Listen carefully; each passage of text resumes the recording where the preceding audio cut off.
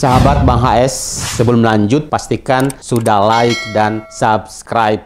Sahabat Bang HS, saya sudah bebas dari tahanan rumah. Saya ini jadi ODP dari Kang Bima sejak hari Kamis tanggal 19 Maret. Saya menjalani isolasi mandiri di rumah di sini selama 14 hari dan kemarin sudah berakhir. Selama isolasi mandiri itu sambil menunggu hasil tes saya, rapid tes dan swab test. Ya, pertama ya saya mengikuti anjuran dokter. Hampir tiap pagi lah saya berjemur di sini, di halaman di sini 15 menit sebelum pukul 9 sampai 30 menit 40 menit. Hari-hari pertama saya olahraga karena di sini jogging tracknya bagus. Hari pertama saya jogging 4 kilo, hari kedua kurang lebih 4 kilo juga. Cuman pada saat jogging itu ada orang dan hari berikutnya sudah banyak orang yang jogging di sini dan saya menghindari bertemu dengan orang. Saya memutuskan untuk berhenti jogging. Saya berjemur di sini. Selama 14 hari ini semua orang menjauh dari saya, ya, termasuk keluarga saya di rumah ini, anak-anak saya juga menjauh dari saya. Memang saya yang minta supaya mereka tidak boleh kontak fisik dengan saya, mereka tidak boleh dekat-dekat dengan saya, dan saya juga berusaha untuk menjauh dari mereka supaya tidak terjadi interaksi fisik dan jarak ini kita tentukan. Jadi kita lihat seperti apa posisi saya di mana dan mereka di mana, nanti kita lihat di dalam. Lalu apa yang menjadi teman setia saya selain handphone yang selalu kita pakai untuk ikuti perkembangan atau menghubungi orang? Ya, teman setia saya ya ini kucing-kucing saya ini adalah teman setia saya.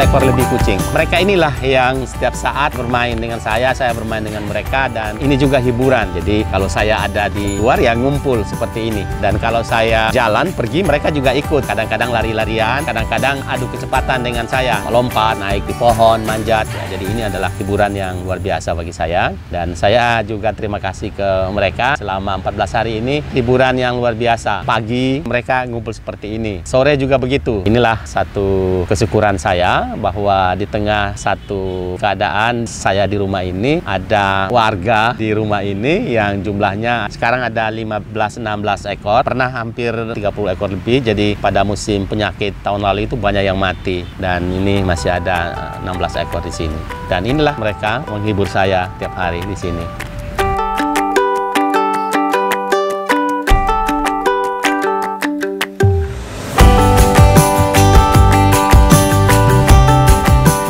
Sahabat, selama 14 hari saya di rumah ini, saya melarang orang untuk datang dengan sangat menyesal, dengan permohonan maaf. Jadi tidak ada yang datang. Kalau ada yang datang ya di depan saja, termasuk keluarga sekalipun ya. Ini untuk kebaikan bersama. Keluarga di rumah ini pun begitu dari luar ya, sebelum masuk saya menyiapkan ini di depan ya. Harus dia membersihkan tangan dulu dengan antiseptik sehingga begitu masuk ke dalam rumah tangannya itu sudah bersih. Karena kan dia akan megang ini dan seterusnya. Kita lihat ke dalam.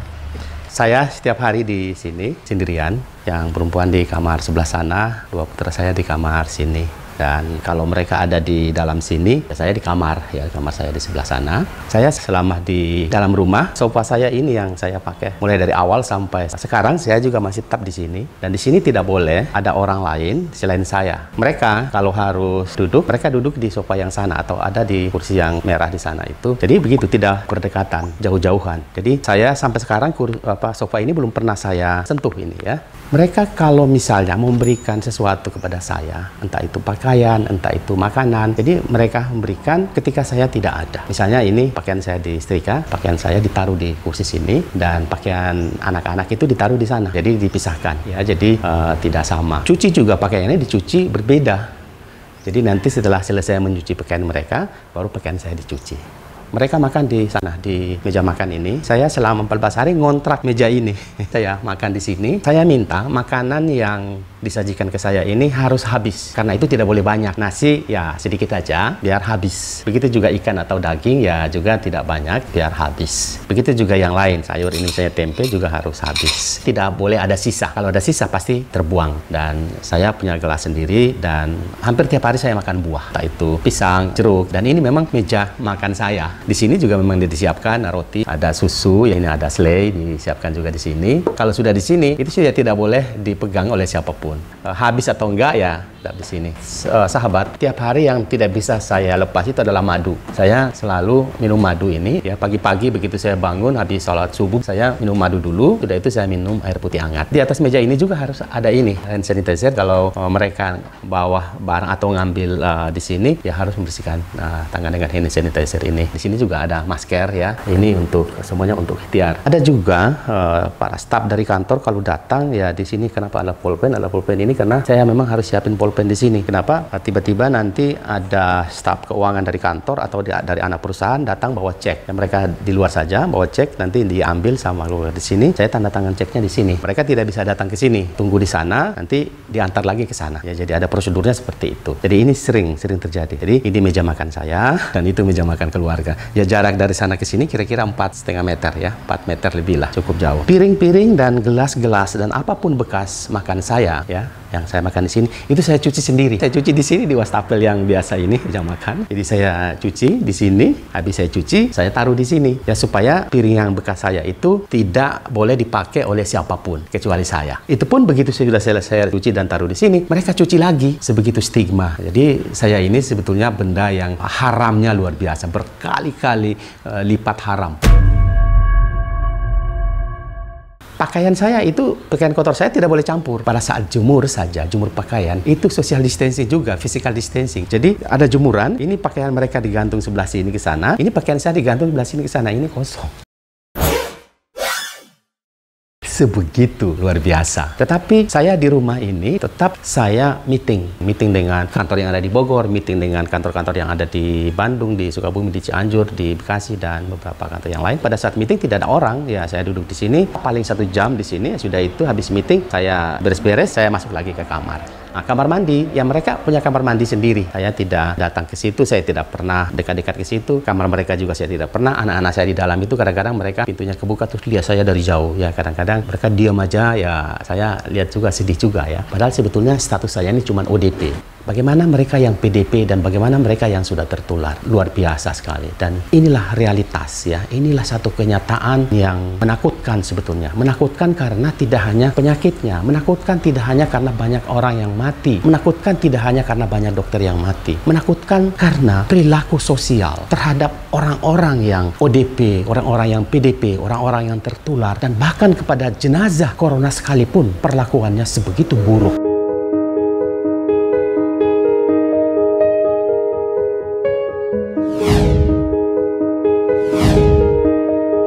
Ini luar biasa. Padahal kan bisa dengan cara-cara seperti tadi ini ya kita membatasi, dan ini saya ketat sekali. Dan kalau saya di sini sudah ini ya saya di kamar saya. Pada saat itu ya saya menulis artikel saya yang selama ini berteriak terus tentang bagaimana virus corona ini atau serangan virus corona ini atau wabah virus corona ini segera berakhir di negara kita. Ini penting sekali. Bagaimana bisa berakhir? Kalau bisa berakhir adalah langkah-langkah konkret pemerintah ini sangat diperlukan. Ini membuktikan bahwa ternyata penanganan corona di negara kita ini masih jauh dari harapan. Misalnya, hasil swab saya itu 12 hari baru keluar. Artinya apa? Artinya kemungkinan laboratoriumnya yang kurang, sehingga antrinya panjang sekali. Bagaimana kalau misalnya ini di setiap daerah yang merah, misalnya di Bogor ini 1 laboratorium, di Bekasi 1 laboratorium, di Sukabumi 1 laboratorium, di mana-mana lagi, sehingga mungkin ada ratusan laboratorium, sehingga ini bisa lebih cepat menangani. Kalau lebih cepat, maka kepastian itu juga lebih cepat ada. Orang ODP bisa cepat ketahuan apakah dia nanti menjadi PDP atau tidak, atau dia menjadi tertular atau tidak. Yang PDP segera keluar bagaimana dan seterusnya ya. Dan banyak sekali PDP yang meninggal dunia tapi hasil swabnya belum keluar. Nah, ini yang perlu dikoreksi. Saya dan mungkin masyarakat juga selalu mendengar apa yang menjadi imbauan, apa yang menjadi anjuran pemerintah. Saya di rumah ini ya ini, kalau saya untuk menghibur diri ya ini mereka-mereka ini, kucing-kucing saya ini yang selalu bersama saya. Dan ini luar biasa. Jaga distancing, laksanakan semua protokol yang ada.